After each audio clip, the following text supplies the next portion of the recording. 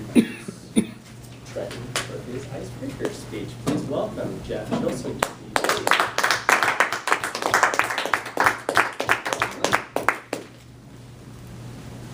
It's always exciting to get the icebreaker speech. And as I was thinking about icebreaker speeches and looking through my Facebook news feed, I was thinking about all the stuff that people randomly put about their life into that news feed.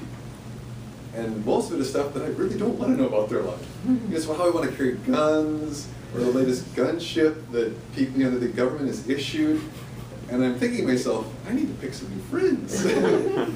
But those two people will go away. Who do I have to talk to?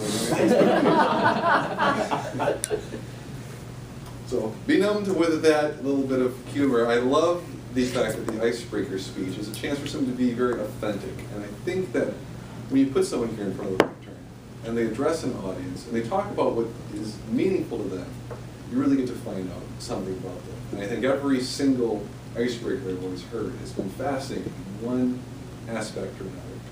So it's great to have Trent Taylor here to give his icebreaker speech. I've been looking forward to it. And he has a great title. Timer's 4 to 6 minute speech. His speech is entitled Enlightenment in India. So please welcome rising star, Trent Taylor. Hi, Trent.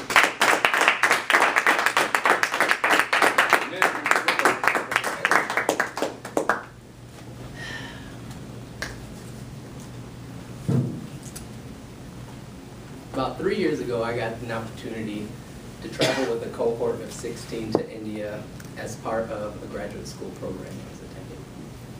The intent of this trip was to expose us to what it's like to do business outside of the United States, and really key in on how the difference in culture can impact the success or failure of a business. That was all well and good, but what I got out of my trip to India really transcended exposure. It really changed who I was and how I approached things and how I thought about different situations. And I'm going to share with you guys 2 experiences I had in India that really are the crux of how I changed. The first experience was traffic in India. We arrived in Chennai late at night, not sure what day it was, but that was my first experience traveling. We caught a charter bus from the airport to the hotel. Once we left the airport traffic area, it was fairly desolate on the streets. Not very many people walking around, not very many vehicles on the road, not many shops open. And I couldn't help but notice that our driver had ran through a few red lights, which, if you're from America, that's sacrilege. Even at a time of night where there's nobody around, the light's red, you're sitting there waiting, still, most of us have the restraint to wait. Well, this chauffeur did not. But I didn't think much of it, because I thought it could be just a nuance in their traffic laws, a little bit more lenient, if you will, on their traffic laws at night. So I didn't think much of it. Fast forward to the next day. The time had come to where a small group of us were ready to go out and explore the city. But we didn't really know where anything was or where anything was located, so we gravitated towards a taxi.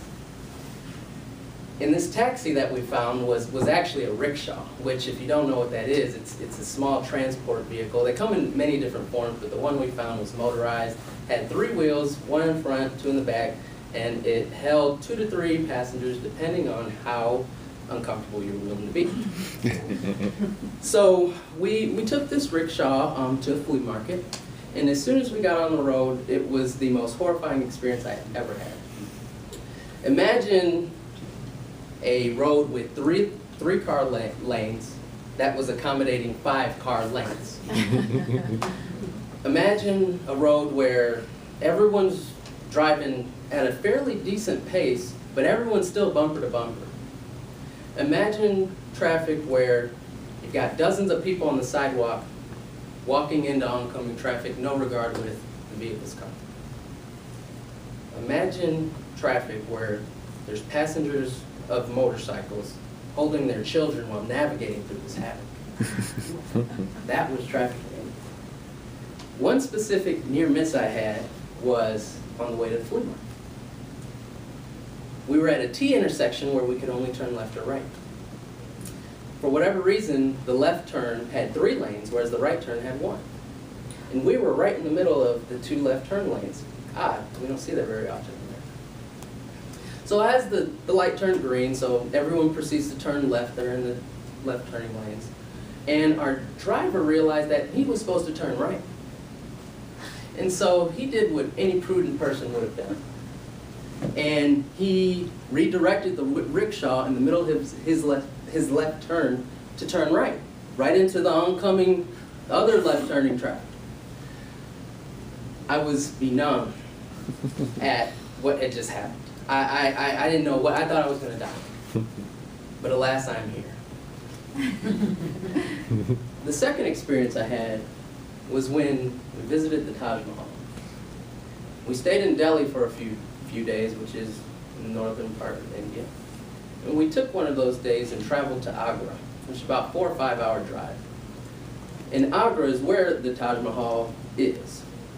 And so we went to the Taj Mahal, we visited this magnificent building, this mausoleum. It was every bit as breathtaking as you would imagine. But that wasn't what really surprised me. I kind of expected that out of the Taj Mahal.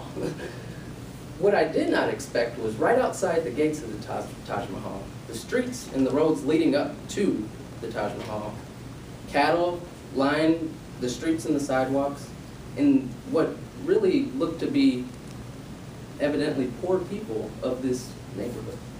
So right outside of this magnificent, fancy building, you have these shacks and these, everyday people, if you will. And then it was then I realized that there's no zoning in India, which is very different from what we're used to in America. We think, when people live in America, there's good neighborhoods, there's bad neighborhoods, and you know where they are if you live in the area. So you're probably all asking, okay, well, how did all this change your life? What was the breakthrough moment? What was really significant about these 2 events? And the significance didn't come until I got back to the United States and really reflected on my trip to India. And I really found myself comparing how things work in America to how they work in India. And I found myself trying to rank them almost in terms of good, bad, right, wrong, better or worse. And I found myself not really genuinely being able to do that. Because although the traffic in India was chaotic, it was more of an organized chaos. People used their car horns instead of their blinkers. They, they knew what to do when people walked out in the middle of the road. They expected that. And so, and to really explain what I'm trying to say, I didn't see one accident the whole time. The whole time I was there, not one accident. A lot of near misses, but no accidents.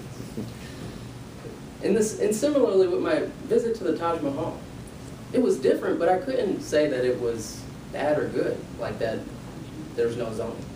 It wasn't a good or a bad thing. And it was then that I realized it was then that I realized that it's not always about taking new things that come into your life and characterizing them as good or bad, right or wrong, better or worse. Sometimes things are just different. And sometimes you have to accept them for being different, and sometimes even though they're different, they work. And that was when I became enlightened from my experience.